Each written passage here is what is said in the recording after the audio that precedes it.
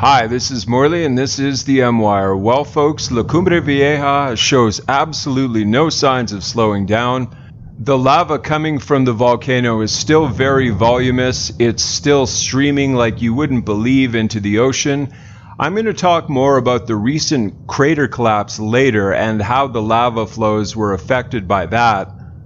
But first I want to talk about the earthquakes, folks. The earthquakes are absolutely off the chain. Without any exaggeration, look at all these earthquakes that are in the threes here. There's no shortage of threes.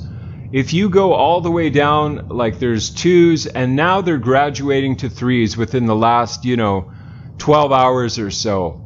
Like this earthquake activity is just off the proverbial charts. And it's all on the southern part of the island. As you can see, folks, there's just an extremely high concentration of earthquakes on the southern part of the island there. You see where the eruption is? All of these are in the south.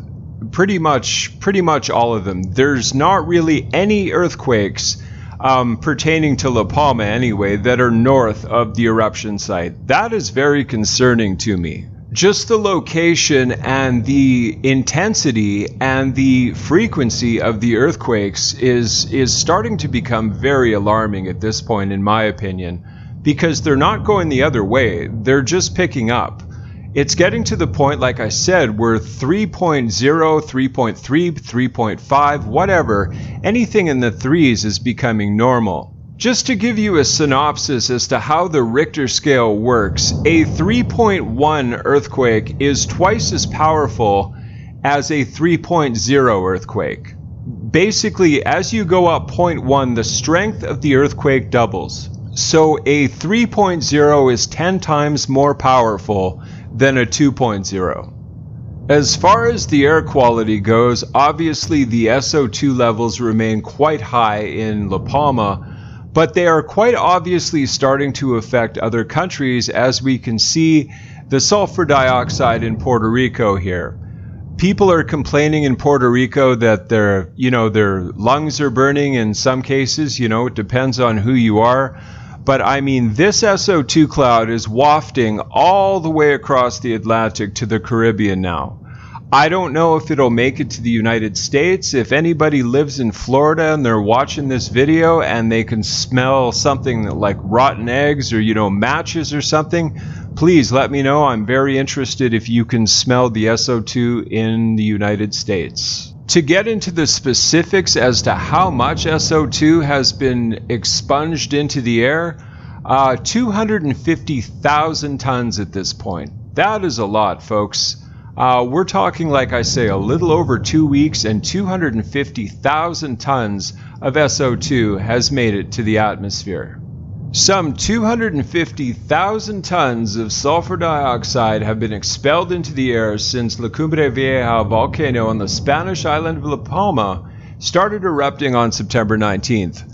The Volcanological Institute of the Canarian Islands, Invocan, reported, "The volume of gas is possibly higher due to the limitations of the equipment being used to measure emissions," Invocan added. Despite lacking accuracy, Invocan said that monitoring SO2 emission is crucial and allows experts to estimate the eruption's magma output, which currently stands at approximately 35 million cubic meters.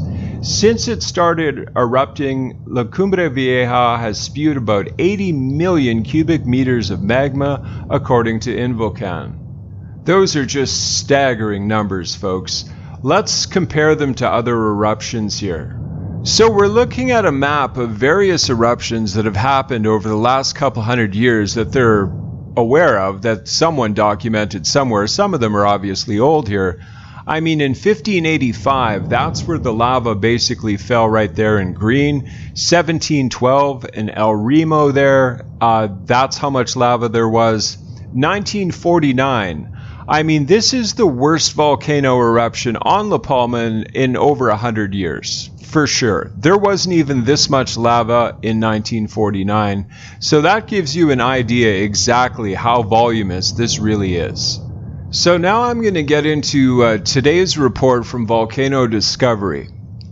The eruption continues without significant changes this morning, with lava fountaining at the main vent, ash rising at 2 to 3 kilometers and slowly drifting northwest, as well as new lava flow from the now breached crater.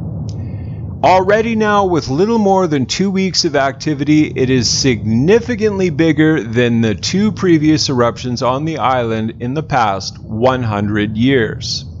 The volume of erupted lava was estimated at 80 million cubic meters last Friday, and now probably more in the range of 100 to 120 million cubic meters. Surpasses both eruptions of San Juan 1949 with 5.5 million and the Tenguinea 1971 43 million. So this is 3 times as much lava as the 1971 eruption and twice as much as the 1949 eruption. Folks, this is absolutely off the proverbial chain. According to the latest data, the lava flows have covered more than 400 hectares of land, including 31 kilometers of roads, and destroyed more than 1,000 buildings. The lava flows reach a maximum width of 1,250 meters and have a height of 8 to 50 meters. The slow-growing sea delta forms a peninsula about 40 hectares and adds to the southwest coastal western plains formed by recent volcanic eruptions. It was estimated that the eruption so far has emitted 250 tons of sulfur dioxide. The plume has been hovering around the Canary Islands, North Africa, the Mediterranean, parts of the Atlantic, even reaching the Caribbean to the west and the Arctic to the north. So it's even made it to the Arctic. That is absolutely astonishing. Well, not really, but you know what I mean. Deeper earthquakes appear. Earthquakes continue to occur and have been slowly increasing in numbers and magnitudes, approaching magnitudes of 4.0 now. The past 24 hours, there have been 31 quakes of magnitudes 3.0 to 3.9 and 47 quakes between 2.0 and 2.9. While smaller quakes cannot be detected due to the volcanic tremor noise. So there's actually a lot more earthquakes, folks, than they can even pick up. Some of these are pretty small, but they're basically getting overshadowed by the larger earthquakes.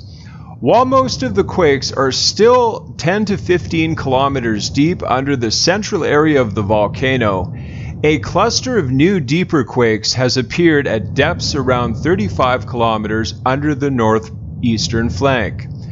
What this means is uncertain, but they might even reflect the deeper magma intrusions that the upper mantle, perhaps suggesting that a magma supply system is establishing itself from a very deep source.